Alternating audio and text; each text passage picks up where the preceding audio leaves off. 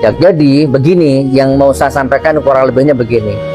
Indonesia ini banyak hutang, Indonesia ini kacau, Indonesia ini dijajah. Itu bukan oleh Ba'alawi, ya.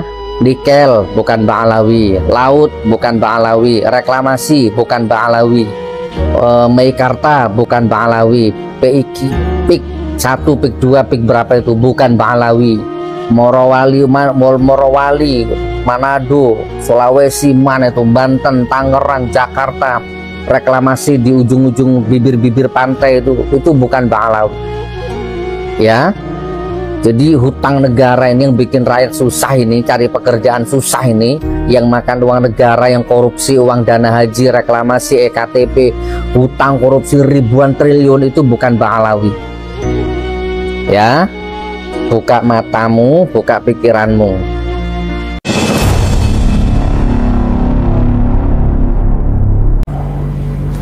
Bismillah, alhamdulillah, wassalatu wassalamu ala rasulillah, amma ba'du. Selamat berjumpa kembali di AJ Dakwah TV. Semoga kita semua senantiasa diberikan kesehatan dan keberkahan oleh Allah Subhanahu wa ta'ala. Amin ya Allahu ya Rabbal Alamin.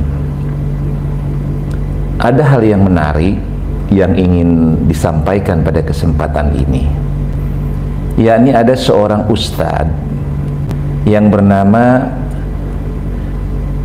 Sugi Nur Raharja, yang lebih dikenal oleh kita sebagai Gus Nur. Beliau ini sempat dipenjara dan baru bebas kemarin, ya. Pernyataan beliau adalah berkaitan dengan para habaib. Dalam pandangan Gus Nur ini, Habib ini bukan penjajah. Yang penjajah itu adalah para pengusaha yang menguasai nikel di Pulau Kalimantan, Sulawesi, yang mereka itu menguasai perusahaan-perusahaan pertambangan, termasuk di dalamnya IKN atau yang sekarang proyek strategis nasional, PSN. Nah, mereka itulah katanya dalam pandangan Sugi Nur Raharja atau Gus Nur ini sebagai penjajah. Para habaib itu bukan penjajah. Nah, pernyataan ini kemungkinan adalah menanggapi bagaimana para habaib ini itu disinyalir melakukan pembuatan makam-makam palsu, dan juga disinyalir mereka merubah nama-nama pahlawan menjadi nama-nama klan mereka, yang kemudian ini cukup banyak bukti-bukti yang sudah tampak nyata dengan diketemukannya makam-makam palsu. Kemarin Husein Ba'agil itu dia menantang, bahkan bagi siapa yang bisa membuktikan bahwa pemakaman Sunan Bonang di situ ada makam yang dibuat oleh Sadah Ba'lawi, maka akan diberikan hadiah 1 miliar atau Alphard, mobil Alphard. Nah, ini direspon oleh para perjuangan Wali Songo Indonesia Laskar Sabilillah. Nah, Gus Nur ini kemungkinan adalah beliau merespon terhadap orang yang menyatakan bahwa Ba'lawi ini sebagai penjajah. Nah, untuk meluruskan hal ini tentu kita harus mendefinisikan dulu penjajah itu apa sih yang disebut dengan penjajah. Penjajah secara gampang dipahami adalah orang yang memaksakan kehendaknya untuk menguasai baik wilayah maupun masyarakatnya dengan melalui jalan paksaan, entahlah itu melalui satu agresi ataupun melalui peperangan yang sifatnya terbuka, ya. Jadi penjajahan itu adalah upaya untuk menguasai secara paksa terhadap wilayah maupun hal-hal yang lainnya yang berupa masyarakatnya termasuk di dalamnya, baik sumber daya alamnya maupun sumber daya manusianya. Kita klasifikasi begitu biar gampang memahaminya. Maka kalau ada orang, bangsa, negara yang memaksakan dirinya untuk menguasai secara paksa terhadap sumber daya alam dan juga terhadap sumber daya manusia pada suatu wilayah atau negara, maka dialah penjajah disebutnya. Nah, ini sudah terbukti kalau kita mengambil sejarah, misalnya bagaimana Belanda dalam tanda pemahaman kita menjajah Indonesia, menjajah Nusantara, karena dia secara paksa merebut daripada sumber daya alamnya, kemudian secara paksa mempekerjakan manusianya, bahkan mempekerjakan diantara dengan rodinya, romusaknya dan lain sebagainya. Nah, ini kita lihat. Begitupun Jepang misalnya yang kita sebut sebagai penjajah, di mana Jepang berusaha menguasai sumber daya alamnya, kemudian juga berusaha untuk menguasai manusianya. Nah, inilah yang disebut dengan penjajah atau penjajahan. Lalu kalau kita sebut atau kita analisa, apakah orang-orang yang menguasai pertambangan nikelkah, minyakkah, batu barakah, atau uraniumkah dan lain sebagainya yang mereka membuka pertambangan di Republik ini, mereka adalah penjajah? Nah, kita analisa. Mereka itu datang ke Indonesia atas izin daripada pemerintah Indonesia. Mereka telah melakukan kesepakatan, sudah ada rule of law-nya, sudah ada MOU-nya. Jadi pemerintah Indonesia pun menyepakati untuk itu, untuk misalnya pengelolaan terhadap pertambangan nikel yang secara MOU kemudian diserahkan berkaitan dengan baik manajemennya maupun sumber daya manusianya, itu diserahkan, dan itu berdasarkan MOU, nota kesepahaman.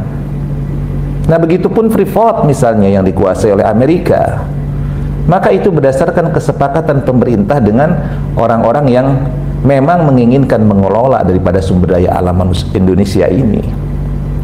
Jadi kalau dikatakan bahwa maaf, yang sekarang menguasai nikel, yang menguasai emas, yang menguasai pertambangan dan lain sebagainya yang ada di Indonesia, kalau dikatakan sebagai penjajah, itu tidak tepat, bahkan itu adalah salah. Pun bagaimana kita kemudian tidak merasakan dampak daripada sumber daya alam yang kaya ini, itu karena kesalahan kita, tidak memiliki kemampuan untuk mengelola sumber daya alam itu. Jadi bisa kita simpulkan bahwa mereka yang dituduhkan oleh Sugi Nur Raharja atau Gus Nur itu, bahwa dianggap mereka yang termasuk misalnya maaf aguan ataupun yang dianggap sebagai Amerika yang menguasai Freeport dan lain sebagainya, itu tidak bisa dikategorikan sebagai penjajah karena tidak ada unsur paksaan.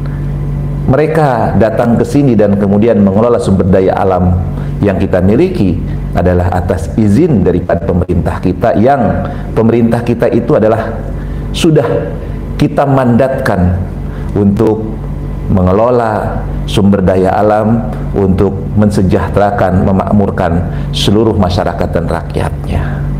Lalu kenapa kemudian tidak terasa imbasnya kekayaan alam itu kepada kita? Nah, ini permasalahannya. Tadi disebutkan bahwa memang kita minim sumber daya manusia untuk mengelola kekayaan sumber daya alam ini. Nah, ini yang harus dipahami. Lalu apakah kemudian Ba'alawi itu adalah penjajah?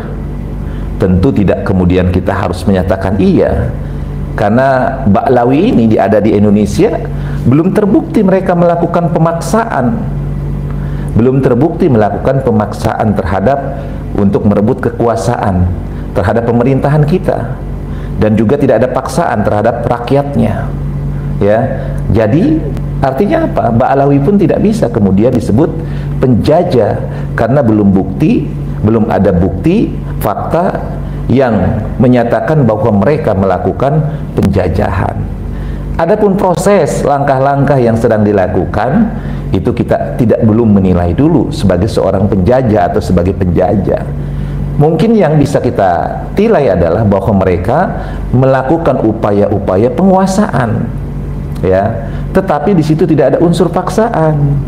Mungkin bisa dikenakan pasal penipuan, manipulasi, tetapi kita tidak boleh kemudian mencap mereka adalah penjajah. Jadi sangat salah juga kalau seandainya orang mengatakan Ba'lawi ini adalah penjajah.